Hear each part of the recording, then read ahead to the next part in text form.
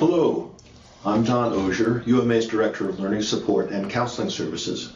One of the functions of my department is to work with students with disabilities to determine accommodations as required by federal law. I'm also a member of UMA's Campus Assessment, Response, and Evaluation Team, which we refer to as the CARE Team. A number of referrals to the CARE Team involve disruptive or inappropriate student behavior. That behavior is in some cases an expression of a disability. Which brings us to the topic I want to address in this session: the interface between the rights of students with disabilities and student behavior that is problematic. And I recommend that you print off the PowerPoint slides that accompany this. I think there's just 13, so that you can follow along and perhaps make some brief notes as we go. There are two primary laws to consider regarding disability: the Rehabilitation Act of 1973 and the Americans with Disabilities Act as amended in 2008, usually referred to as the ADA. Section 504 of the Rehabilitation Act specifies that no otherwise qualified individual with a disability in the United States shall, solely by reason of her or his disability, be excluded from participation in, be denied the benefits of, or be subjected to discrimination under any program or activity receiving federal financial assistance. So this is a civil rights law intended to protect individuals with disabilities from discrimination. I'll say more about disability law in a moment, but first a few words about student conduct. At times, students behave in ways that get in the way of the teaching-learning process. To deal with such situations, the University of Maine system has developed a student conduct code. Each campus has its own implementation process, but it is a system-wide code which is updated every 3 years.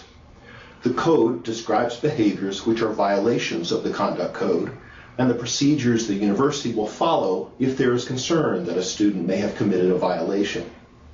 For our purpose here, the essential point is that the university needs to provide due process in responding to problematic behavior of any student. So the key point in all this, because of the protections of the relevant disability laws, students with disabilities must be treated with what is referred to sometimes as enhanced due process to ensure non-discrimination. We need to dot our I's and cross our T's to make doubly sure that we are not using student conduct as an excuse to limit the participation of students with disabilities in the university. That said, the counterbalancing point, simply stated, is that student conduct trumps disability. Let me offer a couple of examples. Say a student misses class because of some aspect of their disability. At the next class, the student constantly interrupts with questions related to the class they missed. As the instructor, you can tell the student that you will discuss the missed class at the end of the current class. But if the student continues to interrupt, he or she will be asked to leave the class for that day. Another example: because of a disability, a student qualifies to have a note taker. Over several weeks, the student is rude and abusive to their note taker. My office should be told about the situation, and we will warn the student that if the behavior continues, they will no longer receive notes. Some students with disabilities expect that because they have a disability, they don't have to follow the same rules as other students, that we need to accommodate everything. This is not the case. Students need to be made aware of your expectations. It's a good idea to describe in your syllabus and your first class session your expectations for respectful professional behavior that will support everyone in their learning. It is difficult to hold students accountable if we have not stated our expectations, and we cannot assume that they know. This is especially true in the online environment.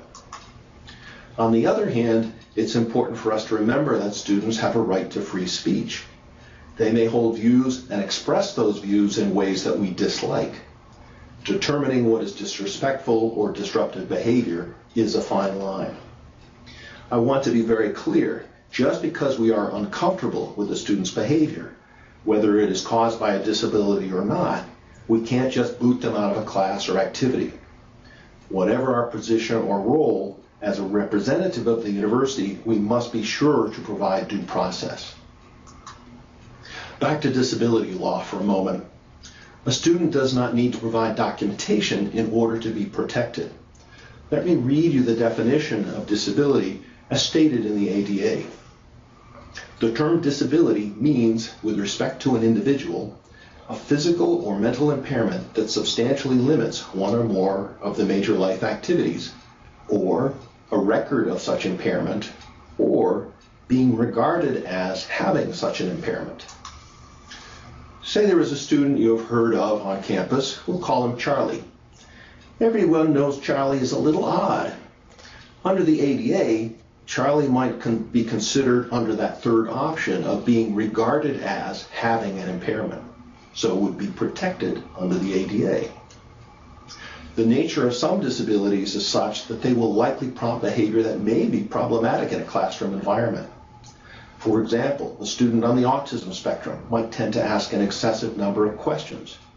In working with a student, we would try to be proactive in addressing the concerns with the faculty. One other reference back to Section 504. It opens with no otherwise qualified individual.